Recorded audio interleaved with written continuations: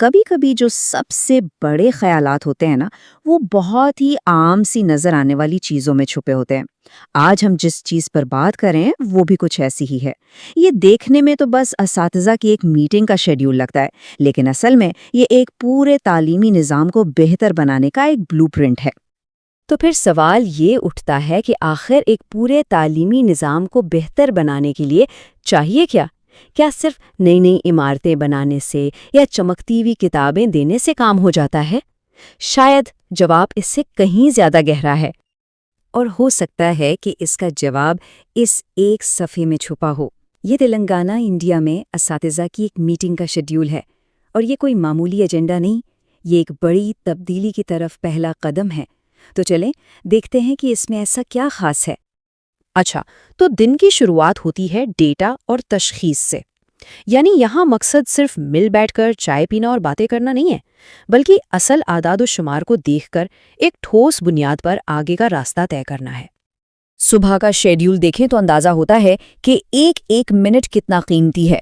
9 بجے digital check ان، پھر 9:15 بجے ایجنڈے پر بات، اور 9:30 بجے سیدھا طلبہ کی کارکردگی کا جائزہ۔ مطلب کوئی وقت ضائع نہیں ہو رہا، صاف ظاہر ہے کہ ہر چیز ایک منصوبے کے تحت ہو رہی ہے۔ اب یہاں ایک خاص لفظ استعمال ہوا ہے، لپ مڈ لائن اسیسمنٹ۔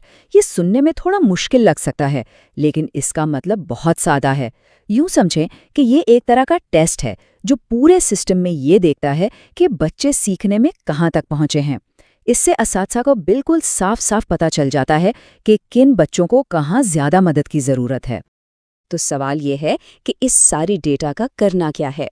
اس کا پہلا اور سب سے بڑا مقصد ہے SSI امتحانات کے لیے ٹارگٹ سیٹ کرنا، اور یہ کوئی چھوٹے موٹے امتحانات نہیں ہے، یہ لاکھوں بچوں کے مستقبل کا سوال ہے۔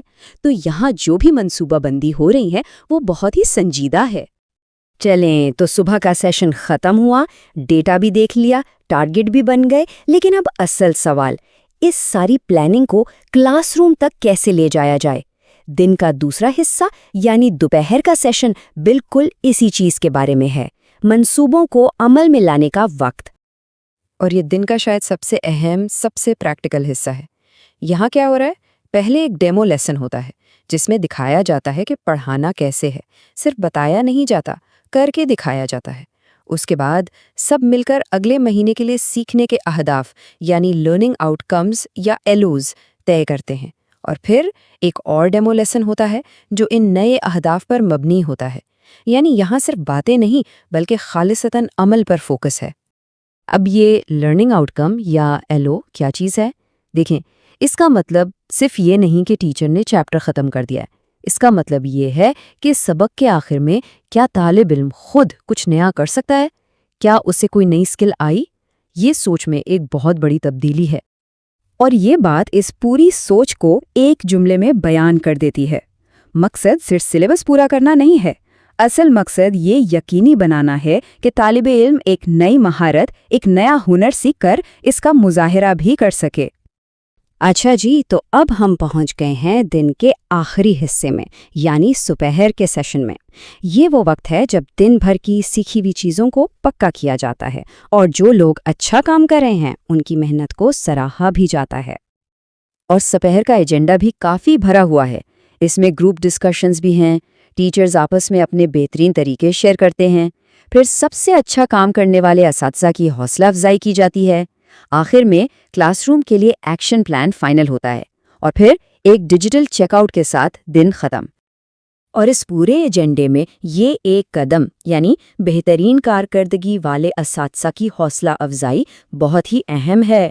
کیونکہ جب کسی کے اچھے کام کو سب کے سامنے سراہا جاتا ہے تو اس سے نہ صرف اس ٹیچر کا حوصلہ بڑھتا ہے بلکہ باقی سب کو بھی ایک مثال ملتی ہے کہ اچھا یہ طریقہ کام کرتا ہے، ہمیں بھی یہ سیکھنا چاہیے۔